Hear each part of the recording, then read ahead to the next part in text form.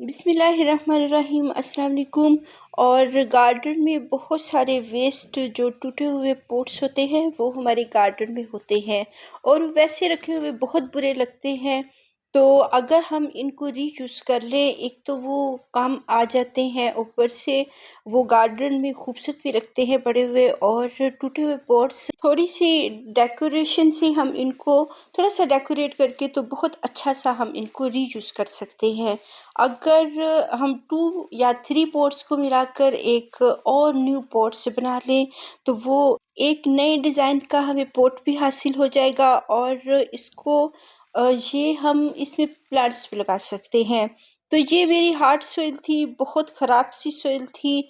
इसमें मैंने काऊ डंग भी डाला और कैमल डंग था मेरे पास, वो इसमें डाला। और बहुत सारे लीव्स, जो भी गार्डन के वेस्ट जो लीव्स होते हैं, फ्लावर्स होते हैं और टहनियाँ, इनकी बाक्स और इनके जो छिलके ऊपर होते हैं, यानी कि हर चीज़। और ये पतझड़ का सीज़न है, फॉल सीज़न है, तो इसमें बहुत सारे लीव्स जो होते हैं प्लांट्स के झड़ते हैं और नीचे को गिरे हुए होते हैं। उनको हम अगर अपनी हार्ड सॉइल में डाल देते हैं तो वो बहुत सॉफ्ट हो जाती है। और इसको 1 या 2 मंथ के लिए, 1 या 2 मंथ्स के लिए इनको हम अगर छोड़ देते हैं सॉइल को थोड़ा सा मॉइस्ट करके, इनको इसको मॉइस्ट रखना है। और जो शॉपिंग बैग है इसको गिरा लगा देनी है ताकि इसके अंदर मॉइस्चर बना रहे, तो जिसकी वजह से इसमें थोड़ा सा फंगस पैदा होगा और उसकी वजह से जो सॉइल होगी, जिस जो भी हमने इसमें वेस्ट मटेरियल डाला है, वो तमाम उसका जितने भी न्यूट्रिएंट्स होंगे वो सॉइल में कन्वर्ट हो जाएंगे और ये अच्छी सी सॉइल बन जाएगी ब्लैक कलर की, जो कि हमारे प्लांट्स के लिए बहुत अच्छी है। बहुत हार्ड सॉइल को अगर जो छोटी-छोटी टहनियाँ होती हैं वो भी डाल दी जाएँ तो, और वो भी सॉइल को बहुत अच्छी सी बना देती हैं और उसको थोड़ा-सा सॉफ्ट कर देती हैं सॉइल को। कोई भी हार्ड चिकनी सॉइल जितनी भी हो, उसमें अगर ये तमाम चीज़ें डाल दें तो वो सॉफ्ट हो जाती है और हम उसको रीयूज़ कर सकते हैं। बहुत हार्ड सॉइल हो, अगर हम कहें कि इसको हम फेंक दें, तो हम इसको गार्डन में ज़ाया नहीं करते हैं, क्योंकि गार्डन में कोई भी चीज़ ज़ाया नहीं जाती है। तमाम ही चीज़ें रीयूज़ हो जाती हैं और यही गार्डनिंग होती है। तो ऐसे 2-3 जो ब्रोकन हमारे पास टेराकोटा पॉट्स होते हैं या प्लास्टिक के पॉट्स, उनको अगर हम एक न्यू शेप देकर उनके अंदर प्लांट्स लगाएँ तो वो बहुत खूबसूरत लगते हैं। और हमारी जो वेस्ट सॉइल होती है वो भी रीयूज़ हो जाती है, उसको भी हम नहीं फेंकते हैं और हमारे पॉट्स भी इवन के गार्डन में हर चीज़ ही रीयूज़ हो जाती है और यही गार्डनिंग है। और गार्डन में हम बहुत कुछ सीखते हैं और दूसरों को भी सिखाते हैं और गार्डनिंग में हमें बहुत सारे आइडियाज़ हासिल होते हैं न्यू न्यू, और फिर हम दूसरों से, अपने फ्रेंड्स से उसको शेयर भी करते हैं।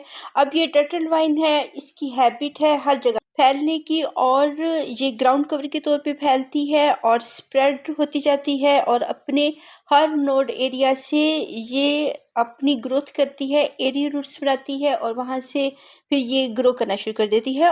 अब सर्दियों में इसके लीव्स ब्राउन हो जाएंगे, लेकिन इसकी जो टहनियाँ रह जाएंगी, लेकिन ये मरती नहीं है। ये जब सर्दियाँ ख़त्म होती हैं तो ये फिर हर जगह से निकलना शुरू हो जाती है। जब ये एक मरतबा गार्डन में आ जाती है तो फिर ये हमारे गार्डन में रहती है और बहुत बढ़ती है। और बहुत से लोग होते हैं कि वो समझते हैं कि टर्टल वाइन सर्दियों में मर जाती है। ये इस तरह नहीं होता, सिर्फ इनके जो लीव्स होते हैं वो ही डैमेज होते हैं, ब्राउन होते हैं और ख़राब होते हैं, और इनकी जो टहनियाँ होती हैं वो बाकी रह जाती हैं। और जब मौसम गर्मियों का होता है तब ये दोबारा से रीग्रो करना शुरू कर देती हैं और ये बहुत फैलती है। इनको हैंगिंग बास्केट में लगा सकते हैं, किसी भी पॉट्स में इनको लगा लें। जो कटी हुई वेस्ट बॉटल्स होती हैं उनमें लगा सकते हैं, टूटे हुए पॉट्स में लगा सकते हैं। इवन के बहुत जो 1 या 2 इंच का कोई पॉट हो, ब्रॉड सा हो, चौड़ा सा हो, उसमें भी ये लग जाती है।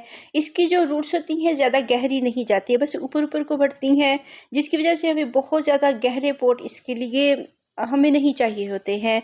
इसके लिए छोटे से और चौड़े-चौड़े से पॉट चाहिए होते हैं, क्योंकि ये ग्राउंड कवर है और बहुत सारे एरिया को ये कवर कर लेती है और खूबसूरत भी लगती है। इसकी छोटी-सी ब्रांच कहीं से ले आएँ, वो उससे पूरा घर भर जाएगा। इसको मैंने बाय नहीं किया है। बहुत सारे प्लांट्स होते हैं हमारे गार्डन में जिसको हम बाय नहीं करते हैं और उसकी एक ब्रांच से हम बहुत सारे पॉट्स तैयार कर लेते हैं। तो ये बढ़ती जाती है, जितनी भी इसको हम बढ़ाना चाहें बढ़ा सकते हैं और सर्दियों में ये ज़हन से निकाल दें कि ये मर जाती है, ये कभी भी नहीं मरती है। इसके सिर्फ़ जो लीव्स होते हैं वो ड्राई होते हैं। तो इसको वाटरिंग हमने रोक कर ही करनी है क्योंकि ये सक्यूलेंट प्लांट है और जो सक्यूलेंट प्लांट्स होते हैं उनको हम बहुत ज़्यादा वाटरिंग नहीं करते हैं। थोड़े दिनों के लिए इसको ड्राई सोल में रख लेते हैं तो ये बढ़ती रहती है। इसको शेडी एरिया में रखना है क्योंकि ये टर्टल वाइन जो है इंच प्लांट्स में से बहुत सारे इंच प्लांट्स होते हैं। उनमें से ये जो है ये शेड लविंग है। तो बहुत सारे जो प्लांट्स होते हैं इंच प्लांट वो होते हैं आउटडोर प्लांट्स और उनको लाइट की ज़रूरत होती है। लाइट की इसको भी ज़रूरत होती है लेकिन ये अंधेरी वाली जगह पे रह लेती है। ये वाहद वो मेरा ख़्याल से प्लांट होगा जो कि डार्क एरिया में बहुत अच्छा चलता है। बहुत सारे प्लांट्स होते हैं जो कि डार्क एरिया को पसंद नहीं करते हैं, उनको ब्राइट लाइट की ज़रूरत होती है। ये धूप वाले एरिया में भी चल जाती है और ब्राइट लाइट में भी और इसको हम बहुत डार्क एरिया में भी रखते हैं सर्दियों के मौसम में, तो ये फिर इसके लीव्स ग्रीन ही रहते हैं। इसको अब हम वाटरिंग कर देंगे। इस तरह से वाटरिंग करनी है, एकदम से नहीं डाल देना पानी कि वो पानी बाहर आ जाए। हल्का-हल्का इसको स्प्रिंकल करें जो कि एब्ज़ॉर्ब कर ले सॉइल और इसको हम किसी शेडी एरिया में रख देंगे तो ये फैलेगी तो इसके जो टूटे हुए जो हिस्से हैं पॉट्स के वो भी हिडन हो जाएँगे, छुप जाएँगे और ये बाहर को लटकती हुई बहुत खूबसूरत लगेगी। एक न्यू जो तरीका होगा हमारे गार्डन में पॉट्स का और जब ये ऊपर की तरफ बढ़ी होगी वर्टिकली तो ये वैसे यूनिक लगेगी। तो अब हम आ जाते हैं अपनी उन सीडलिंग्स की तरफ जो कि हमने लगाई थी, उसकी अपडेट भी देनी थी और बहुत सारे सीड्स जो बहुत सारे प्लांट सीड्स बना रहे हैं उसकी भी अपडेट देनी है मैंने।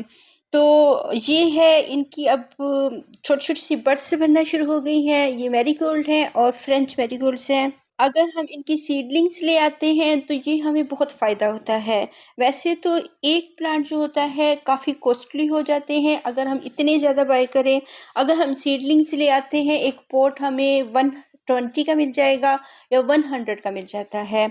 तो इनमें मैरीगोल्ड भी हैं और मैरीगोल्ड्स में भी 2 कलर्स होते हैं, एक ऑरेंज और येलो जो मेरे एरिया में है। बाहर के कंट्रीज़ में बहुत सारे कलर्स होते हैं, ब्लू, ग्रीन बहुत सारे इनके कलर्स होते हैं, जबकि मेरे एरिया में इसके 2 ही कलर्स होते हैं। और जो फ्रेंच मैरीगोल्ड है उसमें बहुत ज़्यादा कलर्स होते हैं, तो उसकी भी फ्लावरिंग होगी और अभी तो इनकी बड्स बनी हैं, तो लिनोफिलम की भी फ्लावरिंग हो रही है। बहुत सारे जो सक्युलेंट्स प्लांट्स हैं और मेरे दूसरे जो प्लांट्स हैं आउटडोर और इंडोर सभी की डिफरेंट हैबिट्स हैं और कोई फ्लावरिंग पे आ रहा होता है, कुछ की सीड्स बन रहे होते हैं, कुछ की हम सीडलिंग्स लगा रहे होते हैं। तो बहुत सारे प्लांट्स जो होते हैं इस मौसम में फॉल सीज़न में सीड्स बनाना शुरू कर देते हैं जो कि विंटर सीज़न के प्लांट्स होते हैं। तो इनके कुछ जो लीव्स होते हैं और मेरे रोज़ प्लांट्स माशाल्लाह अब बहुत अच्छी ग्रोथ पे हैं और ये 5 साल से हैं मेरे पास तकरीबन पुराने हैं, अभी मैंने न्यू बाय नहीं किए हैं। तो अब दिसंबर के मंथ में न्यू प्लांट्स अगर इनके आएँगे रोज़ प्लांट्स के तो फिर उनको मैं ज़रूर बाय करूँगी और ये जो कटिंग मैंने लगाई थी लास्ट ईयर इसको जब रीपोर्ट किया है और अब ये अच्छी सी बढ़ रही है, उसके भी न्यू रेड कलर के लीव्स आ रहे हैं। ये अच्छी ग्रोथ पे है, इसको अभी हम बहुत ज़्यादा लाइट में नहीं मैं रख रही हूँ क्योंकि अभी भी गर्मी है, नवंबर का मंथ है तो अभी भी बहुत ज़्यादा सर्दी नहीं आई है, बस नॉर्मल टेम्परेचर है और अच्छा सा मौसम है। तो अभी ये फ्लावरिंग अच्छी सी हो रही है और इनको हमने फर्टिलाइज़र भी इनको दिया था और इनको लिक्विड फर्टिलाइज़र भी दिया था, वो भी मैंने शेयर किया है। अब कोक्सकॉम के जो फ्लावर्स हैं इनके भी सीड्स बनना शुरू हो चुके हैं नीचे वाली साइड पे और ऊपर को ये भर रहे हैं। बहुत सारे जो प्लांट्स हैं मेरे जिनको मैंने ऑनलाइन बाय किया था वो भी अच्छे चल रहे हैं और कुछ प्लांट्स जा रहे हैं और कुछ के सीड्स बन रहे हैं और कुछ गार्डन में फ्लावरिंग अब इनकी ख़त्म हो रही है और कुछ अब हमें नेक्स्ट मंथ में इनकी फ्लावरिंग भी मिलेगी, जिनको हमने सीडलिंग्स को रिप्लांट किया है। तो इसके भी ऊपर ऊपर से जो कोक्सकॉम के फ्लावर्स हैं बने हुए हैं, और नीचे से इनके जब ये ब्राउन कलर में कन्वर्ट होना शुरू हो जाते हैं तो मीन्स के इनमें सीड्स बन रहे हैं। तो अभी इनको हम तंग नहीं करेंगे, क्योंकि अभी ये सीड्स बनाने में लगे हुए हैं, और ये जब बन जाते हैं खुद ब खुद बहुत सारे पॉट्स में गिरा देते हैं, और इनको हम कलेक्ट करके सेव भी कर सकते हैं। लेकिन सेव जब हमने इसको सीड्स को करना है, कभी भी प्लास्टिक बैग्स में नहीं करना है। प्लास्टिक बैग्स में फंगस लग जाता है और ख़राब हो जाते हैं सीड्स, और वो नेक्स्ट ईयर्स हमारे काम नहीं आते हैं यूज़ करने के लिए। तो इनको हम अखबार के कागज़ में इसको हम लपेट कर रख सकते हैं। कॉपीस के जो कागज़ होते हैं, पेजेस होते हैं, उनमें हम इनको डालकर तो महफूज कर सकते हैं। लेकिन हम प्लास्टिक बैग्स ना यूज़ करें, क्योंकि जब ये ड्राई हो जाते हैं तभी इनको प्लास्टिक बैग्स में और फंजीसाइड लगा कर रखा जाता है। और अगर अब हम ये जो फ्रेश सीड्स हैं, अगर हम इनको प्लास्टिक बैग्स में रख देंगे तो इनको फंगस लग जाएगा और ये ख़राब हो जाएंगे। तो इनको हम रखेंगे पेपर्स जो होते हैं, कागज़ वाले पेपर्स, जैसे कॉपीज़ के, उनके अंदर हम इनको स्टोर करेंगे, ताकि ये वक्त के साथ साथ ड्राई होते जाएं। और जब प्लास्टिक बैग्स में आपने रखना है, इनको अच्छी तरह से ड्राई करके तो इनके ऊपर फंजीसाइड लगाएं, और फिर इनको प्लास्टिक बैग्स में आप महफूज करके रख सकते हैं। अदरवाइज़ जो कागज़ के पेजेस होते हैं वो इनके लिए बेस्ट होते हैं, और मैं उन्हीं में इनको स्टोर करती हूँ। और बाज़ औक़ात इनको मैं ऐसे ही स्प्रिंकल कर देती हूँ, और ये अपना मौसम आने पर तमाम साल ही निकलते रहते हैं गार्डन के किसी न किसी पॉट में, और ऐसे मेरे पॉट्स हमेशा ही भरे भरे से रहते हैं। और ये मरफा के सीड्स जो बन रहे हैं, और इनके जो सीड्स होते हैं मैच्योर होने पर बनते हैं, ऐसे नहीं बनेंगे। अगर प्लांट मैच्योर नहीं है तो इनके सीड्स नहीं बनेंगे। तो जब ये मैच्योर होते हैं, पहले 1-2 साल, ये प्लांट मुझे फ्री में मिला है, ये खुद ब खुद मेरे गार्डन में आया है, और ये बिग हुआ है 2-3 ईयर्स में। अगर 1 ईयर में इसने सीड्स नहीं बनाए हैं, 2 ईयर्स में थोड़े से बनाए थे, झड़ गए थे। अब ये इसका 3 ईयर्स है, तो अच्छे सीड्स बन रहे हैं। तो ये मैच्योर होने पर ही सीड्स बनाते हैं। और ये जो है बटरफ्लाई पी, ब्लू पी भी इसको कहते हैं, ब्लू फ्लावर्स पी, और इसके भी सीड्स बन रहे हैं। तो इसके मैं सीड्स कलेक्ट करूँगी, क्योंकि अब इनकी फ्लावरिंग नहीं होनी, तो इनको कट करने का फ़ायदा कोई नहीं है। तो इसलिए हम इसके जो सीड्स हैं उनको बनने देंगे, और ये ब्राउन से सीड्स बन जाएंगे, ब्राउन हो जाएंगे, और खुद ब खुद ये ओपन भी हो जाते हैं। जब ओपन हो जाएंगे तो फिर हम इनको कलेक्ट कर लेंगे और इनको ड्राई करेंगे, ड्राई प्लेस पे रखेंगे, और फिर हम इसको रीयूज़ कर सकते हैं। तो ऐसे ही इसकी कटिंग्स भी बहुत अच्छी सी लग जाती हैं। और ये मेरे फ्री के प्लांट्स हैं, और सिर्फ मैं एक प्लांट लाई थी इसका, बटरफ्लाई पी का। अब बहुत सारे मेरे गार्डन में हो चुके हैं, और उन्हें फ्लावरिंग भी की है, अब सीड्स भी बने हुए हैं।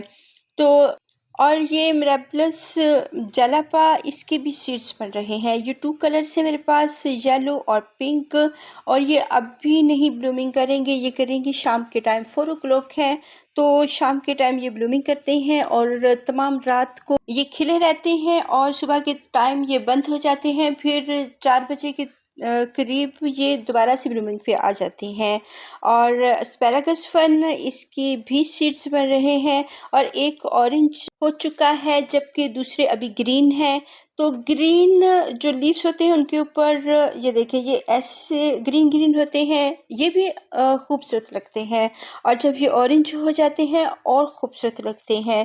तो ये भी मैच्योर होने पर ही अपने सीड्स बनाते हैं, यही इनका फ्रूट है, और इन्हीं में इनके सीड्स बनते हैं ब्लैक कलर के, जिससे हमें एस्पैरागस फन हासिल होती है। और एस्पैरागस फन को हम कटिंग से भी लगा सकते हैं, मीन्स कि इसकी रूट से हम लगा सकते हैं।